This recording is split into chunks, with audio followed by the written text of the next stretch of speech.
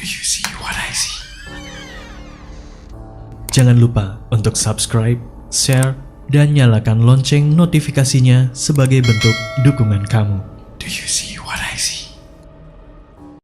Yakin nggak mau dapetin t-shirt spesial kontributor keren ini?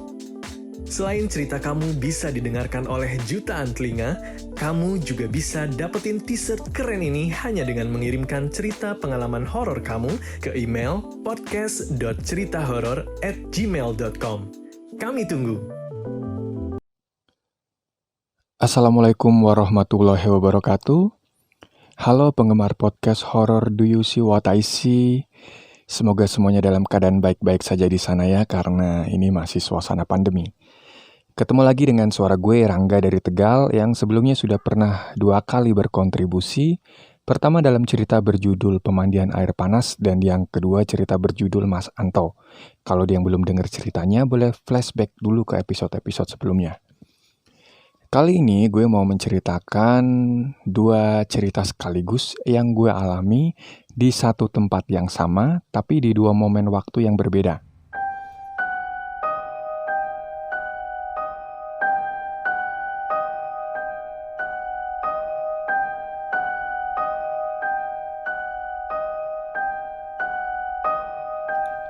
Sebelumnya gue mohon maaf karena gue gak akan menyebutkan detail tempat. Tempat ini cukup familiar, cukup dikenal, dan ini sudah dikelola, jadi gue nggak mau menyinggung privasi gitu ya. Oke, tanpa berlama-lama langsung aja gue masuk ke cerita yang pertama. Cerita ini gue alami mungkin sekitar tahun 2018 akhir mungkin. Waktu itu gue ada kunjungan kerja bersama keempat rekan gue, jadi berlima ke lokasi tersebut, dan kebetulan urusan kerjaan di sana itu selesai lebih cepat, sekitar jam 2 atau jam 3 itu udah kelar. Akhirnya kita memutuskan mengunjungi salah satu daya tarik wisata yang ada di sana. Kita datang ke sana, ternyata itu adalah sebuah danau yang sangat bagus sekali. Di sana menurut gue sih cukup membosankan. Sekalipun tempatnya bagus, tapi mungkin karena itu bukan momen holiday. Kita datang itu di weekday, jadi nggak terlalu ada suasana yang asik di sana lah. Nggak terlalu lama di sana, kami akhirnya memutuskan buat balik lagi. Nah, sekitar jam 4 waktu itu, kita lagi jalan ke arah mobil, ternyata ada bapak tukang perahu itu menawarkan kami buat naik perahunya, wisata perahu, nyebrang danau, dan si bapak mengatakan bahwa di seberang danau sana nanti ada satu spot lagi yang lebih menarik, dan itu juga bisa dinikmati sampai malam, bisa makan di sana juga. Nah, nanti kalau pulang nanti dijemput lagi sama tuh bapak tuh. Nah, kita tinggal minta nomor WhatsApp-nya. Oke, siap kalau kayak gitu. Akhirnya kita putuskan menyeberang ke sana sekitar jam 4 sore. Kita menikmati waktu di sana, wasting time, makan malam, dan gak terlalu lama, sekitar jam 7, kita memutuskan balik lagi. Kita calling lah itu bapak, terus dijemput, dan di situ kejadiannya dimulai. Jam 7 malam, bapak perahu jemput kita, nyebrang balik ke danau, dan seperti gue bilang tadi ya, karena suasananya tuh sepi, kemungkinan ya gue cuma lihat hanya ada perahu gue di situ, nggak ada wisatawan lain di situ. Dan danau yang cukup luas itu nggak ada penerangan lampu yang cukup banyak. Kebetulan waktu itu lagi terang bulan, jadi nggak terlalu gelap. Gue masih bisa melihat sekitar di tengah danau, gue masih bisa melihat sekeliling gue. Gue juga masih bisa melihat muka-muka teman gue satu persatu, masih jelas gitu. Nah, di dalam perahu itu kita lagi duduk santai ngobrol. Gue lihat ke kanan, ke kiri, ke sekeliling, dan pandangan gue tertuju sekitar 20 meter ke sebelah kiri gue, dan di situ gue melihat seorang wanita yang cantik sekali. Dia pakai baju seperti kalau teman-teman lihat film Angling Dharma, Misteri Gunung Merapi, itu baju-baju zaman dulu seperti itu. Yang perempuannya itu cuma pakai kemben, terus pakai kain batik panjang gitu ya, rambutnya terurai, dan perempuan itu berdiri di atas air.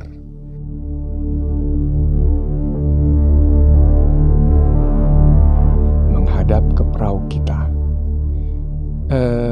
Perempuan itu datang bersama dengan 3 orang lainnya, 3 pengawal laki-laki yang menggunakan baju yang sama juga khas film-film kolosal zaman dulu begitu.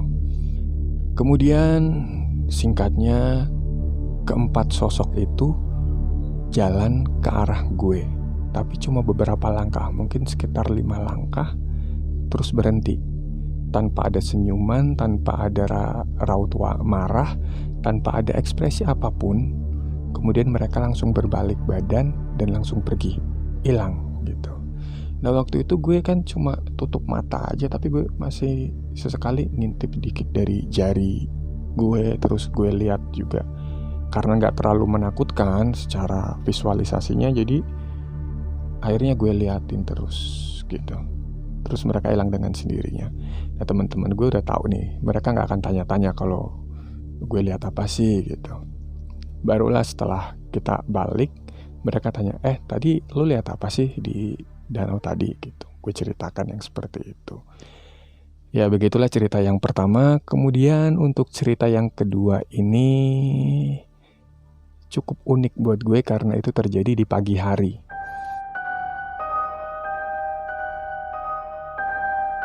Pagi sekitar jam 6 atau jam 7.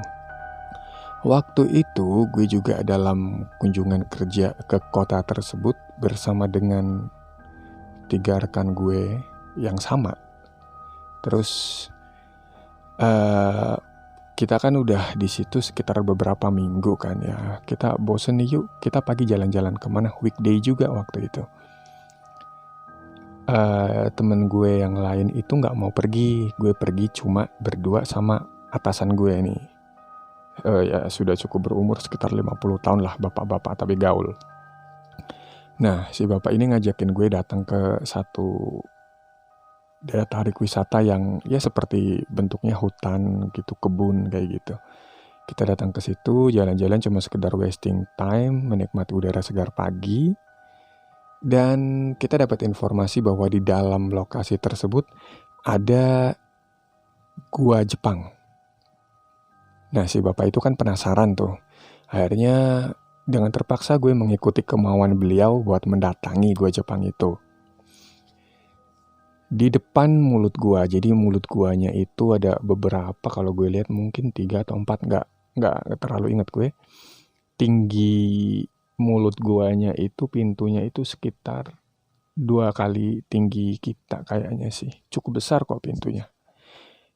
Awal sih gue yang ngeri-ngeri biasa aja sih, tapi nggak yang takut banget, nggak. Gue tetap mau ke situ. Terus si bapak minta tolong difotoin nih. Dia berdiri di mulut gua, tapi nggak sampai masuk nih, di depannya aja nih. Gue foto-foto, dan pada saat gue foto itu tiba-tiba gue merasa sesuatu yang nggak nyaman di badan gue. Akhirnya gue foto tanpa ngelihat kamera, asal cepret aja gitu kan. Bodo amat lah itu bapak. Juga nggak bakal peduli nih fotonya bagus apa enggak. Yang penting dia ada momen. Habis itu si bapak lihat-lihat, nawarin lah dia. Barangkali kamu mau foto juga, sini saya fotoin gitu. Nggak usah pak, saya nggak usah. Udah nggak apa-apa. Dia paksa nih, gue dipaksa foto. Gue disuruh berdiri dengan posisi yang sama di depan mulut gue. Nah si bapak yang ambil foto bilang, mas mundur terus mas, mundur. Ya dikit lagi mundur. Gue kan gak mau tuh, ngeri kan. Dia suruh mundur terus beberapa langkah. Gue mundur ke belakang mendekati mulut gue. Ada tangan yang meraih pundak kanan gue. Bukan mencengkram, tapi seperti pegang halus aja gitu loh. Pegang halus tapi kayak ditarik tuh, badan gue agak ketarik ke belakang gitu. Nah habis itu gue langsung kaget, gue menjauhi pintu gue itu kan. Habis itu si bapak ngasih lihat hasil fotonya, ini bagus enggak gitu. Nah pas gue lagi lihat itu hasil foto, tiba-tiba itu ada suara nging kayak gitu di kuping gue. Sama seperti di cerita pemandian air panas, pada saat kuping gue bunyi nging dan ada perasaan tertentu, itu biasanya gue akan mendengarkan suatu suara dari dunia astral gitu ya. Kuping gue nging agak lama, terus semakin lama itu berubah seperti kalau kita cari frekuensi di radio. Tiba-tiba ada kresek dan suaranya makin jelas. Persis banget kalau kita nyari frekuensi. Terus suaranya makin jelas dan itu adalah suara penyiksaan dari gua itu, dari dalam gua itu. Pada waktu itu gue gak bisa menahan diri, gue gak bisa menahan emosi gue bener-bener nangis sejadi-jadinya. Karena gue mendengar ada suara kayu besar yang dipukul ke badan orang, sampai orangnya teriak-teriak. Terus ada suara rantai yang diseret-seret kayak gitu. Gue bayanginnya aja nyesek ya rasanya gitu. Ini lebih menyentuh ke emosi gitu loh maksudnya. Bukannya serem, tapi itu gak seperti yang kalian tonton, gak seperti yang kalian dengar dari cerita-cerita orang gitu. Itu bener-bener kalian ada di situ, seolah-olah kalian itu mengalami dan melihat itu gitu. Terus gue dengar ada suara beberapa kali tembakan, mungkin 2-3 kali suara pistol ditembakkan. Terus banyak sekali suara teriakan-teriakan dan gue di situ nangis gitu kan, karena benar-benar gak kuat banget. Terus gue ngelirik dong ke arah pintu gua itu, dan gue lihat itu di pintu gua itu ada beberapa makhluk manusia yang badannya itu sudah tercabik-cabik, penuh darah, dia merangkak gitu. Tapi merangkaknya itu di dinding, bukan di tanah gitu. Dan ada satu yang baru muncul itu, dia baru merangkak, terus dia ditarik gitu kakinya. Dia ditarik sampai masuk ke dalam gua. Gue apa ya? Pada waktu itu rasanya itu seperti hampir kehilangan akal sehat gitu. Gue menyaksikan dan mendengarkan sesuatu yang seperti itu gitu. Entah gue berhayal atau enggak, tapi itu beneran gue lihat. Akhirnya karena gue nggak kuat, gue lari. Gue pikir gue tuh gini, kalau gue tetap berada di situ, gue takutnya nanti terjadi sesuatu sama gue, kan malu-maluin juga kan. Akhirnya gue lari kenceng banget. Si bapak tuh ngejar, kamu nangis ya? Kenapa gitu, dikejar. Karena itu tekstur tanahnya itu kan agak menanjak gitu kan. Jadi pada saat lari gue tetap ngeliatinnya tuh ke bawah, ke tanah, dan mata gue tertuju kepada sebuah akar pohon besar, cuma satu. Itu melintang jalan. Dan pada saat gue lari, gue ngelewatin itu akar, gue lompatin, peng. Suaranya tiba-tiba hilang, seperti hilang di udara. Langsung peng gitu aja. Itu jaraknya itu sekitar berapa ya? Mungkin 30 meter dari mulut gue itulah. Suaranya langsung hilang. Habis itu si bapak nenangin gue disuruh cuci muka dulu.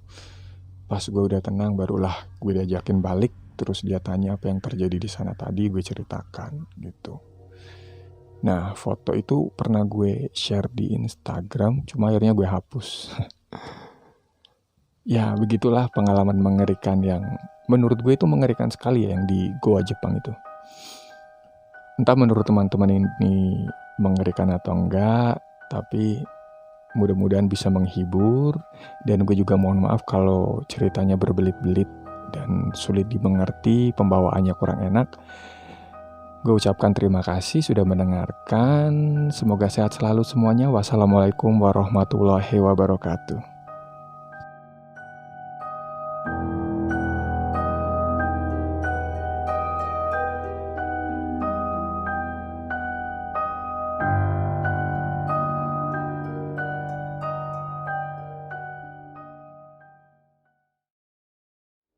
Kamu juga punya pengalaman horor?